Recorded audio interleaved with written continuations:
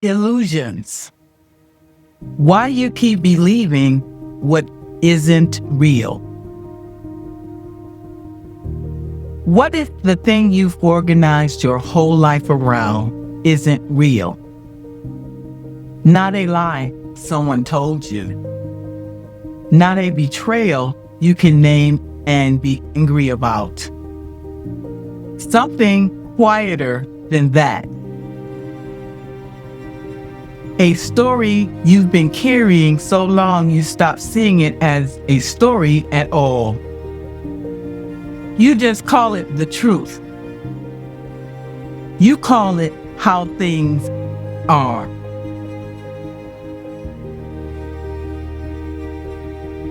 But it isn't how things are. It's an illusion, and you've been building on it. This is foresight. And today, we're talking about illusions, what they actually are, why they exist, what they cost you, and how you walk yourself out of one without falling apart in the process. Because you can. And it changes everything on the other side. What they actually are. An illusion is not a lie. A lie comes from outside you. Somebody else hands it to you. An illusion you build yourself with your own hands, out of the materials you were given. It's a story your mind constructed to make sense of something that didn't make sense. You make something bearable that wasn't, to keep you safe when you were small and couldn't afford the truth. If I'm not good enough, they'll finally love me. That's an illusion. If I achieve enough, I'll finally feel safe. Illusion. This is just how much it's supposed to hurt. I can't leave. There's no other way. This is the best I can do. These are facts. They're constructions. Stories that harden the walls. And you've been mistaking the walls for the world. Why they exist? Here's what I need you to understand. Because this is where the shame wants to creep in. How did I believe this for so long? How did I not see it? You didn't fail to see it. The illusion was doing a job. Every illusion you carry was protected once. It started as the kindest story your mind could tell you in a moment you couldn't survive any other way. The child who decided, it's my fault. Because a world where it was her fault felt safer than a world where the adults who were supposed to protect her simply wouldn't. At least fault gave her something to fix, something to control. The woman who decided, I just have to work harder, because believing the effort would save her felt better than facing a system that was never going to reward her fairly, no matter what she did.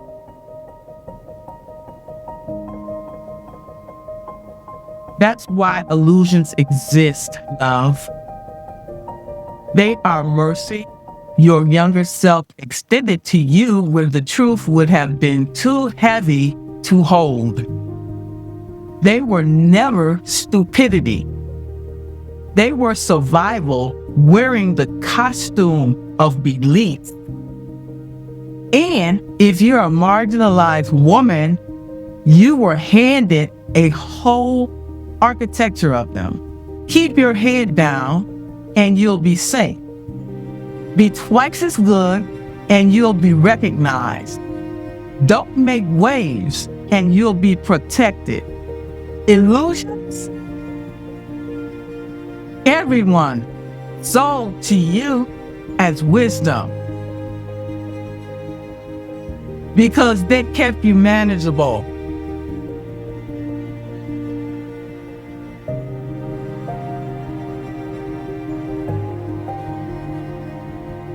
Illusions, everyone sold you as wisdom because they kept you manageable, what they cost. But here is the foresight piece. A story that saved you at 7 will quietly bankrupt you at 40 because you kept building on it, and not just in the obvious ways. Your mind actually goes to work protecting the illusion. It filters out what doesn't fit, plays up what confirms it, quietly steers you away from anything that might prove it wrong. That's not a flaw in you. That's just how the mind handles a belief that's decided its needs. It keeps the evidence tidy. So, you pick partners that fit the story. You take jobs that confirm it.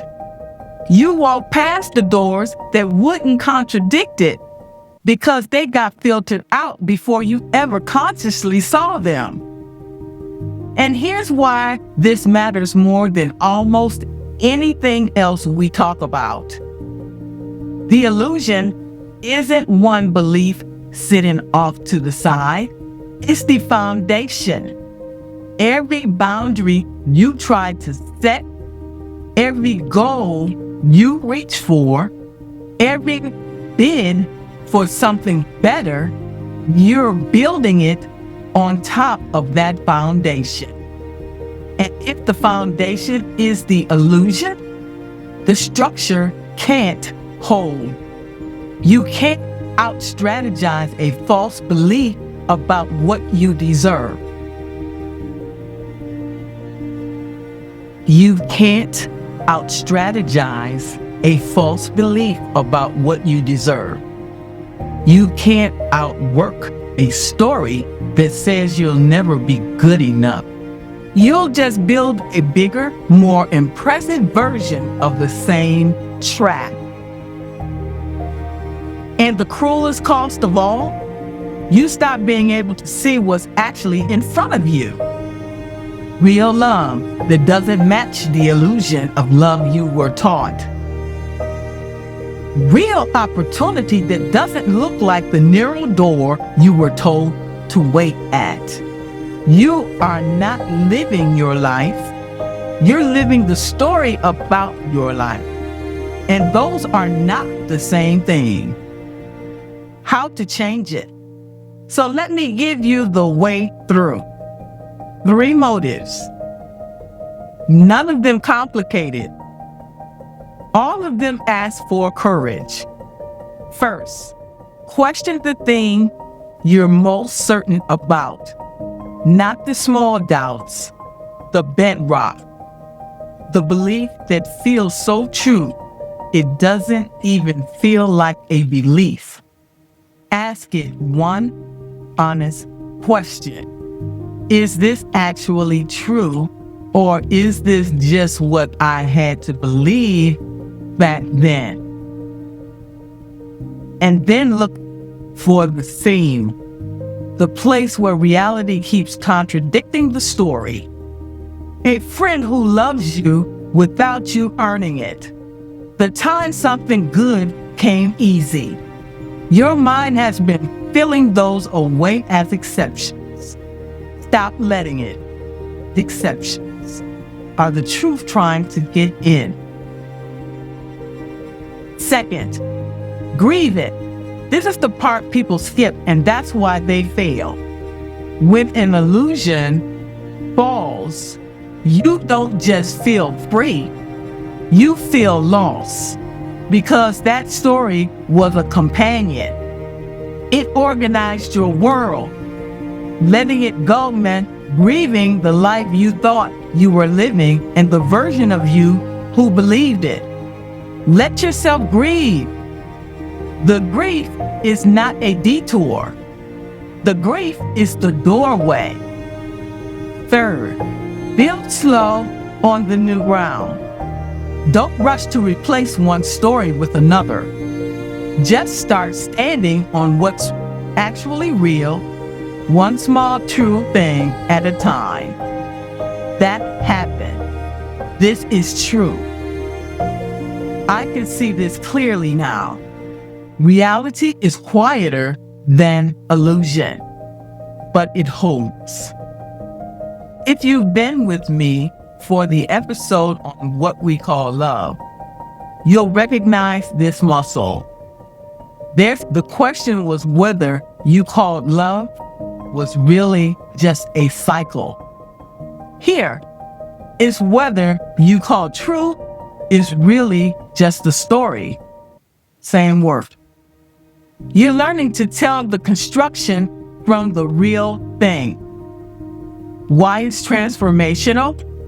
Here's what waits for you on the other side, and this is the whole reason the hard work is worth it.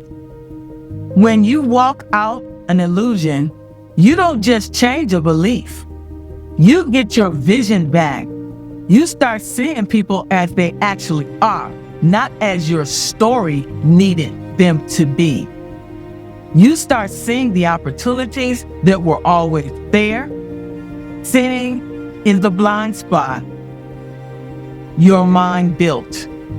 You stop being so easy to deceive by others and by yourself because the hook they use to catch you on are simply gone.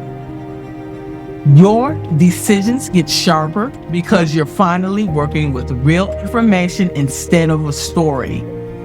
Your relationships get truer because you're meeting people in reality instead of the role your illusion cast them in. And the exhaustion lifts. That bone-deep tiredness of holding up the world that was never real. That's transformation. Not that life gets easier. That life gets real. And a real life, even a harder one, is lighter to carry than a beautiful illusion because you are no longer spending all your strength holding up something that was always going to fall.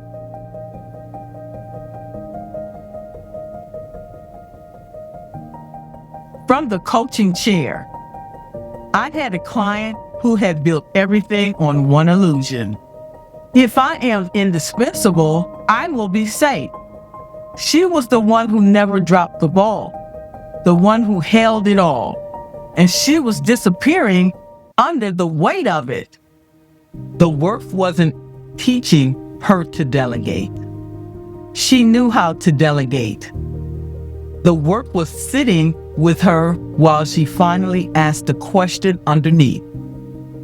What am I so afraid of if I'm not the one holding everything? And there it was. A girl who learned a long time ago that being needed was the only way to be kept. The whole towering structure of her overwork stood on that small, ancient belief. She grieved it, really grieved it, and then she sat it down. She didn't become less capable. She became free. She told me months later that she didn't realize she'd been running on something her whole career until she stopped and nothing she feared actually happened. Final reflection. Pause with me here. I want you to think about one thing you are certain about. One belief about yourself or your life or what you've allowed yourself to have that feels like simple fact. Now hold it gently and ask, is this true? Or is this just what I needed to believe once to get through something? You don't have to tear it down tonight. You don't have to answer. You just have to be willing to hold the question, to let one crack of light into a room you stop checking. That willingness is the beginning of seeing clearly. Closing, an illusion convinces you it's the floor beneath your feet, when really it's something you've been holding up with both hands for years without ever once setting it down to look at. So sit it down, not all at once, just enough to see what it actually is. Find out what's real underneath. Grieve what wasn't. And notice when your hands are finally empty, how much lighter you walk. The truth was never the heavy thing. The illusion was. You were just the one carrying it. You can set it down anytime you're ready. And you can see clearly. You always could. You were only ever protecting the part of you that wasn't safe to know yet. She's safe now. This is foresight. I see you. And I'll see you next time.